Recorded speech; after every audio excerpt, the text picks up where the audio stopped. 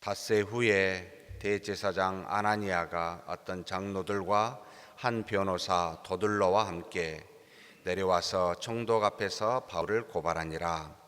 바울을 부르매 도들로가 고발하여 이르되, 벨릭스 각하여, 우리가 당신을 힘입어 태평을 누리고 또 이 민족이 당신의 선견으로 말미암아 여러 가지로 개선된 것을 우리가 어느 모양으로나 어느 곳에서나 크게 감사하나이다. 당신을 더 괴롭게 아니하려 하여 우리가 대강 여짜옵나니 관용하여 들으시기를 원하나이다. 우리가 보니 이 사람은 전염병 같은 자라 천하에 흩어진 유대인을 다 소요하게 하는 자요 나사렛 이단의 우두머리라. 그가 또 성전을 더럽게 하려 함으로 우리가 잡아싸우니 당신이 친히 그를 신문하시면 우리가 고발하는 이 모든 일을 아실 수 있나이다 하니, 유대인들도 이에 참가하여 이 말이 옳다 주장하니라. 총독이 바울에게 머리로 표시하여 말하라 하니, 그가 대답하되, 당신이 여러 해 전부터 이 민족에 재판장된 것을 내가 알고 내 사건에 대하여 기꺼이 변명하나이다. 당신이 아실 수 있는 바와 같이 내가 예루살렘에 예배하러 올라간 지 12일밖에 안 되었고, 그들은 내가 성전에서 누구와 변론하는 것이나 회당 또는 시중에서 무리를 소동하게 하는 것을 보지 못하였으니, 이제 나를 고발하는 모든 일에 대하여 그들이 능히 당신 앞에 내세울 것이 없나이다. 그러나 이것을 당신께 고백하리이다. 나는 그들이 이단이라 하는 도를 따라 조상의 하나님을 섬기고 율법과 선지자들의 글에 기록된 것을 다 믿으며 그들이 기다리는 바 하나님께 향한 소망을 나도 가졌으니 곧 의인과 악인의 부활이 있으리라 함이니이다. 이것으로 말미암아 나도 하나님과 사람에 대하여 항상 양심에 꺼리낌이 없기를 힘쓰나이다. 여러 해 만에 내가 내 민족을 구제할 것과 재물을 가지고 와서 드리는 중에 내가 결례를 행하였고 모임도 없고 소동도 없이 성전에 있는 것을 그들이 보았나이다. 그러나 아시아로부터 온 어떤 유대인들이 있었으니 그들이 만일 나를 반대할 사건이 있으면 마땅히 당신 앞에 와서 고발하였을 것이요, 그렇지 않으면 이 사람들이 내가 공회 앞에 섰을 때 무슨 옳지 않은 것을 보았는가 말하라 하소서. 오직 내가 그들 가운데 서서 외치기를, 내가 죽은 자의 부활에 대하여 오늘 너희 앞에 신문을 받는다고 한 이 소리만 있을 따름이니이다 하니, 벨릭스가 이 도에 관한 것을 더 자세히 아는 거로 연기하여 이르되, 천부장 루시아가 내려오거든 너희 일을 처결하리라 하고 백부장에게 명하여 바울을 지키되 자유를 주고 그의 친구들이 그를 돌보아 주는 것을 금하지 말라 하니라. 수일 후에 벨릭스가 그 안에 유대 여자 드루실라와 함께 와서 바울을 불러 그리스도 예수 믿는 도를 듣거늘 바울이 의와 절제와 장차 오는 심판을 강론하니, 벨릭스가 두려워하여 대답하되 지금은 가라, 내가 틈이 있으면 너를 부르리라 하고 동시에 또 바울에게서 돈을 받을까 바라는 거로 더 자주 불러 같이 이야기하더라. 이태가 지난 후 보르기오 베스더가 벨릭스의 소임을 이어받으니 벨릭스가 유대인의 마음을 얻고자 하여 바울을 구류하여 두니라. 아멘. 계속해서 사도 바울 선생의 구류되어진 상태로 하나님의 말씀을 변론하고 있는 장면들이 나타납니다. 23장에서는 유대인들의 지도자, 곧 대제사장들 앞에서, 장로들 앞에서, 서기관들 앞에서, 곧 71명의 공회, 사내들인 공회 앞에서 그리스도에 관한 도를 전하게 하였고, 그들이 죽이려 하자 천부장 아나니아가 그를 데려다가 이제는 총독이 머물고 있었던 바로 가이사라에 호송하게 됩니다. 이 시기가 AD 약 59년에서 61년경이라고 우리가 알고 있습니다.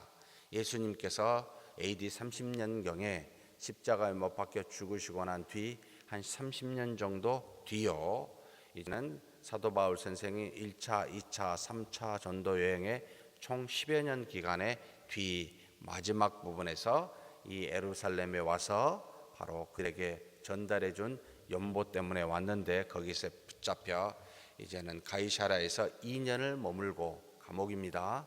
그리고 다시 2년을 이제는 로마에서 머물게 된 총 4년의 감옥의 구류의 생활의 지금 시작점을 우리가 보고 있습니다.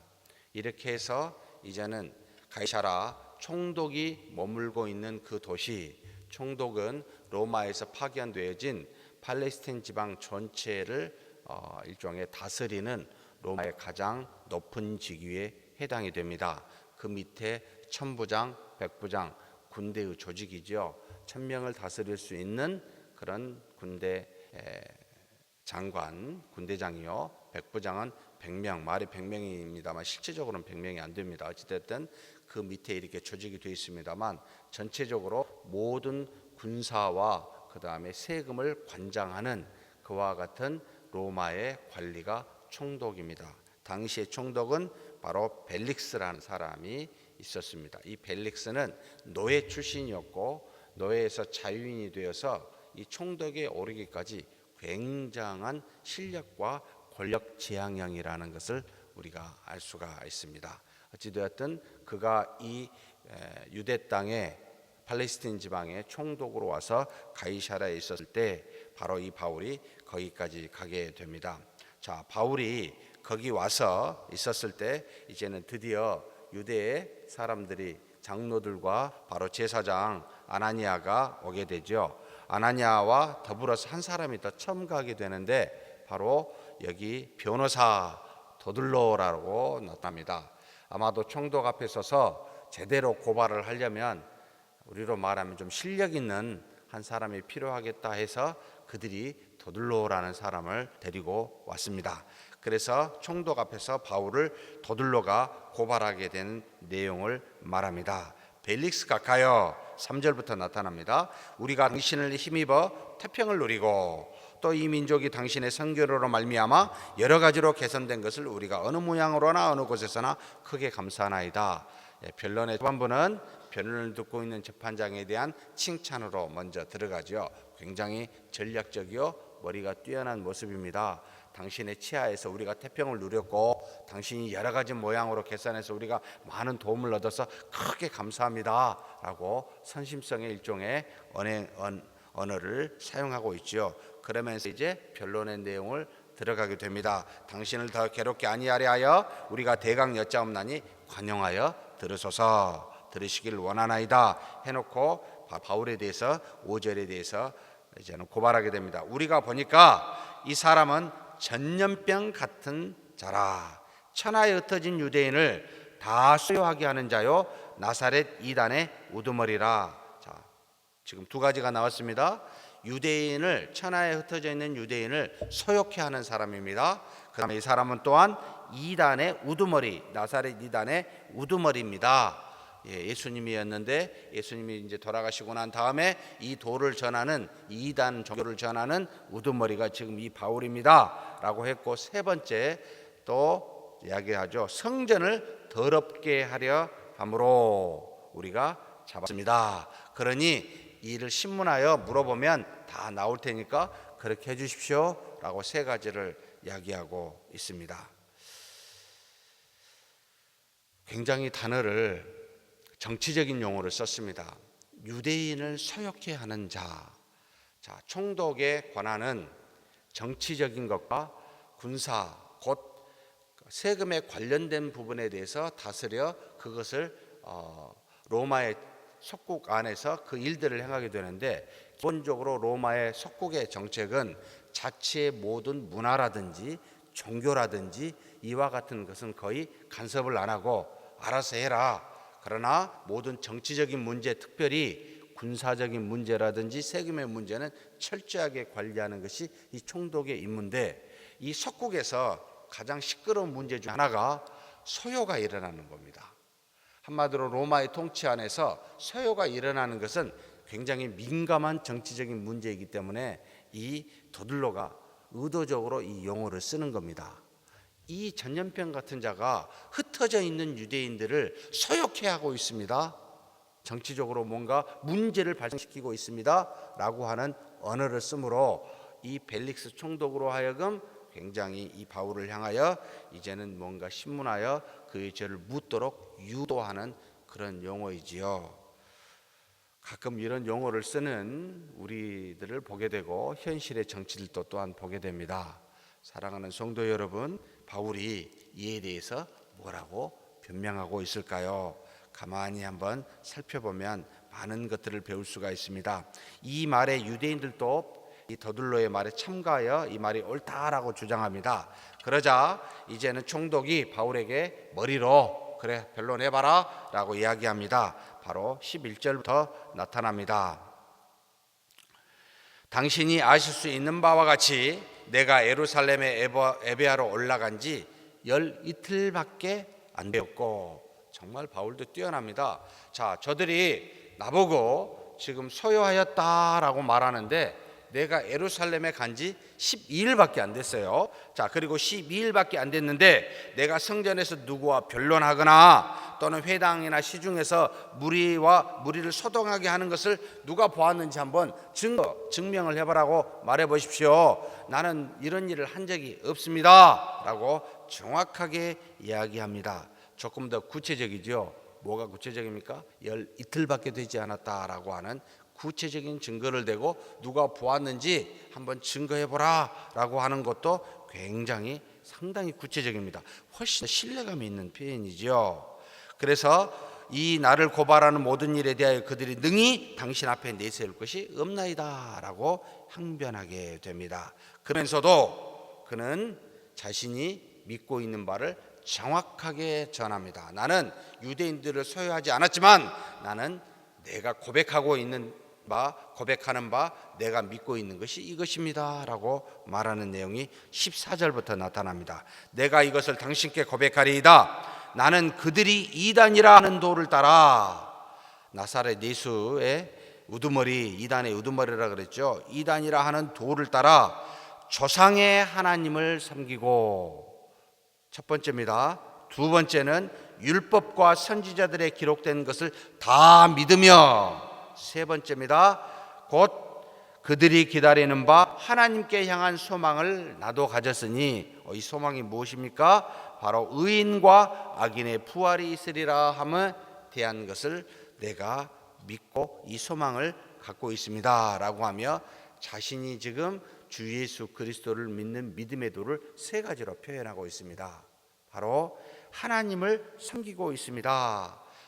여기서 말한 하나님은 유대인들이 말하는 한 분 하나님만을 말하는 건 아닙니다. 바로 주 예수 그리스도도 하나님이요, 이 그리스도가 하나님의 아들임을 우리에게 믿음을 통하여 알게 해주신 성령의 하나님도 하나님이심을 고백하고 있는, 그래서 바로 여기 이단이라 하는 도를 따라 하나님을 섬깁니다 라고 말하면서 믿음의 도에 대해서 이야기하고 있고, 이것은 또한 율법과 선지자들에 기록된 것인데 이것을 전부 다 믿고 있습니다. 이미 구약의 토라에서나 그리고 또한 선지자들에게 그 입술을 통하여 증거하여 준, 미리 알려준 주 예수 그리스도 메시아에 대한 모든 것을 전부가 다 나와 있는데 이것을 다 믿습니다 라고 말하고 있고, 또한 무엇을 말하고 있습니까? 그들이 기다리는 바 하나님께 향한 소망, 곧 반드시 죽은 자와 산 자가 다시 부활하여 하나님께로부터 심판을 받게 될 그와 같은 것도 믿고 있습니다. 그러니 주 예수 그리스도를 믿는 사람은 하나님으로부터 심판을 받지 아니하고 영원한 영생을 갖고 살게 되는 이 소망도 나는 지금 가지고 있습니다 라는 이 내용이 이 안에 포함되어서, 나는 비록 유대인들을 소유하거나 소동시킨 적은 없지만 그러나 저들이 말하고 있는 바 이단이라고 하는 도, 나는 주 예수 그리스도를 믿는 믿음의 사람 맞습니다, 당당하게 이렇게 외치고 있습니다. 사랑하는 성도 여러분, 우리가 이런 것을 갖고 있습니까? 삼위일체 하나님을 믿고 있습니까? 그리고 그분에 대한 모든 기록인 성경의 말씀을 다 여러분 믿으며 이것을 받아들이고 있습니까? 그리고 성경에서 증거한 최후의 심판, 주께서 재림하실 날을 소망하며 기다리고 있습니까? 이게 지금 현재 바울이 가지고 있었던 신앙관입니다. 하나님을 섬기고 말씀을 믿으며 주 예수 그리스도의 부활의 소망을 갖고 있는 그와 같은 신앙의 모양을 이 세 가지 형태로 축약시켜서 변론하고 있는 그런 모습인데, 우리도 그러한지요? 아무도 답이 없으시네요. 그러리라고 믿습니다. 삼위일체 하나님을 믿지요. 그분을 섬기십시다. 말씀의 1.1에도 틀리지 않습니다. 전부 다 믿으십시다. 반드시 오십니다. 그리고 우리는 영원한 생명을 갖고 살게 됩니다.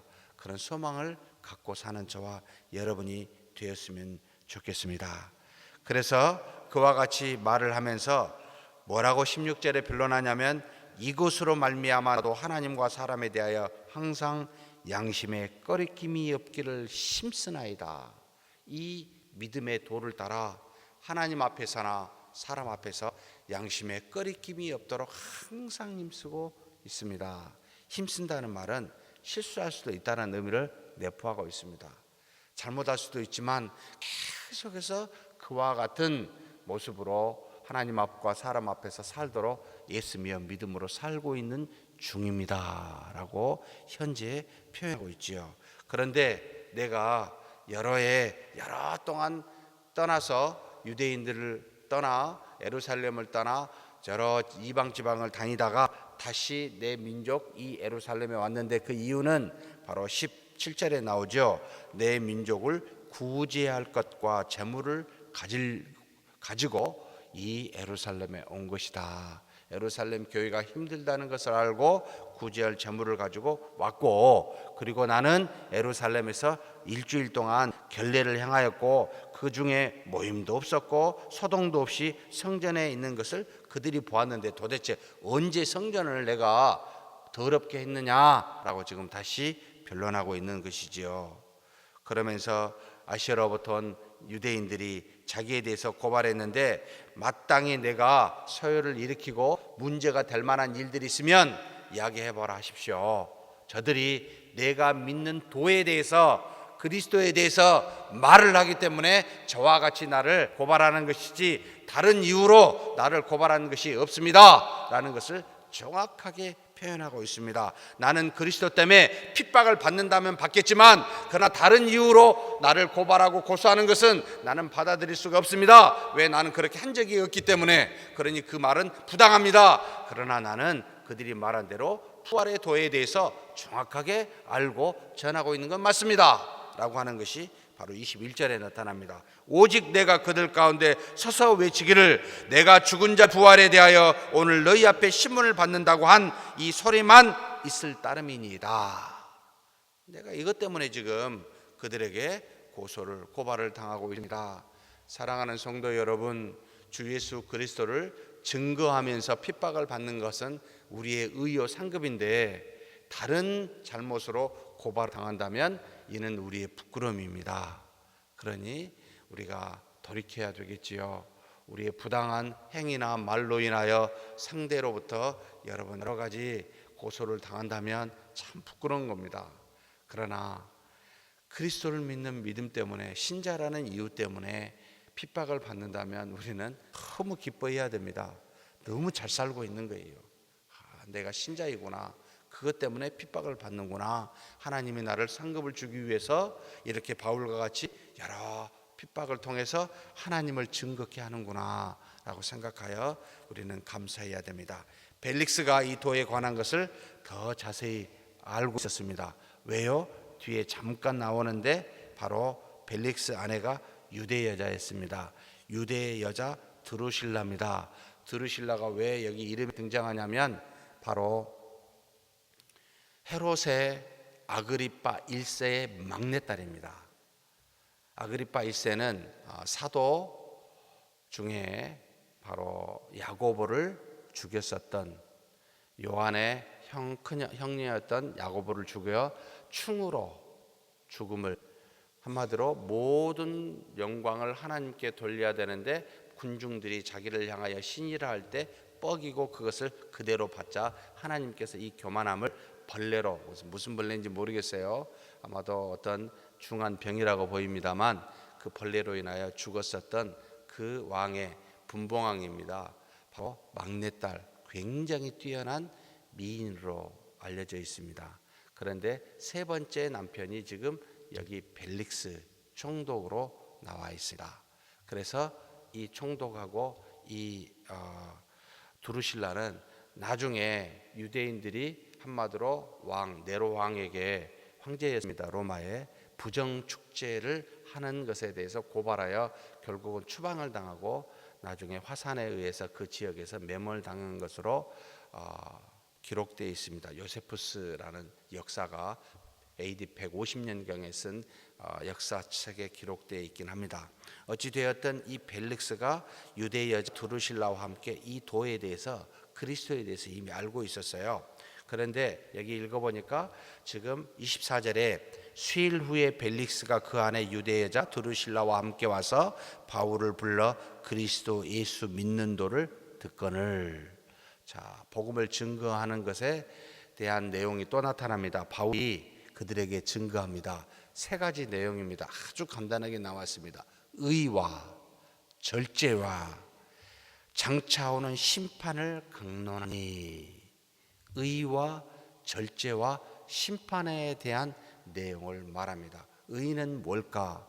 의는 righteousness, 디카요 순회라는 표현인데, 하나님의 말씀과 말씀의 이 언약이 성취된 그대로 이루심에 대한 증거를 의라라고 말합니다. 곧 예수님과 구약의 메시아를 통해 나타난 예언과 이것이 성취되었음을 말하는 내용이 의라라는 말로 포함되어 있고, 그 다음에 이 의에 대한 절제는 뭘까?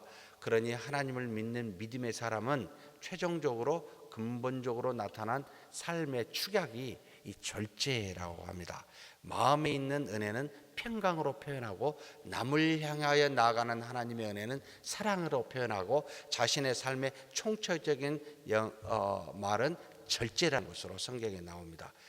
이게 신자들의 열매인데, 절제에 대해서 믿는 사람은 반드시 세상의 물질과 세상에 따라 좌우되는 것이 아니요, 하나님의 말씀에 따라 좌우되는 것이요, 소망을 하나님 나라에 두기 때문에 절제되어진 그런 삶을 살게 됩니다. 그래서 의와 절제와 그리고 장차 모든 것을 심판할 내용을 전했다라고 해서 축약되어진 또한 신앙의 모습을 이야기해 주고 있습니다. 이걸 강론했더라. 반응이 뭡니까? 참 놀랍습니다. 벨릭스가 두려워요. 그 말이 두려운 거예요. 세상에 있는 권력을 가진 사람은 하나님의 진리의 말씀을 세상의 원리와는 다르기 때문에 사실 두렵습니다. 모든 것이 권력이요, 모든 세상에 중요한 것이 재물이라고 생각한 그들에게는 그것이 아니라 장차 심판이 있고 하나님이 계시며 그 하나님의 아들이 이 땅에 왔고 이 땅에 사는 그것을 믿는 사람의 삶이 이것이다 라고 말할 때는 완전히 상반된 내용을 말하기 때문에 두렵습니다. 사랑하는 성도 여러분, 우리가 말씀을 담대히 증거한다면 저들은 두려워하게 되어 있습니다. 그래서 가라, 지금은 내가 틈이 없으니 다음에 부르겠다, 피하는 겁니다. 그리고 난 다음에 바울이 2년 동안 있었을 때 자주 부르게 되는데 26절에 나타납니다. 돈을 받을까 바라는 거로. 세상에 있는 권력은 돈을 추구합니다. 그리고 27절에 보니까 유대인의 마음을 얻고자 바울을 구려하였다. 사람의 마음을 얻고 돈을 추구하며 권력을 지향하는 것이 세상의 특징입니다. 이와 같은 모습을 벨릭스가 보여주고 있습니다. 변화되진 않지요. 그러나 사랑하는 성도 여러분, 우리는 바울과 같이 의에 대해서, 절제에 대해서, 심판에 대해서 알고 그렇게 살아가는 저와 여러분이 되기를 주의 이름으로 축복합니다. 하나님 감사합니다. 우리에게 믿음을 주시고 주 예수 그리스도를 믿고 살도록 그래서 영원한 생명을 허락하여 주시니 감사합니다. 우리는 정말로 주님을 믿는, 그래서 하나님을 섬기는 자요, 율법에 나와 있는 선지자들이 말한 모든 성경의 말씀을 믿는 자며, 그 다음에 반드시 하나님께서 이 땅에 오사 우리로 하여금 심판하시고 믿는 자에게 영원한 생명으로 하나님의 나라로 살 수 있도록 그렇게 소망을 가지며 살아가게 해주시니 감사합니다. 이와 같은 믿음의 삶을 살게 하여 주시되, 어디서든지 의에 대해서, 절제에 대해서, 장차 올 심판에 대해서 담대히 증거하는 우리가 되게 하여 주시옵소서. 감사하고 우리 주님 예수님의 이름으로 기도하옵나이다.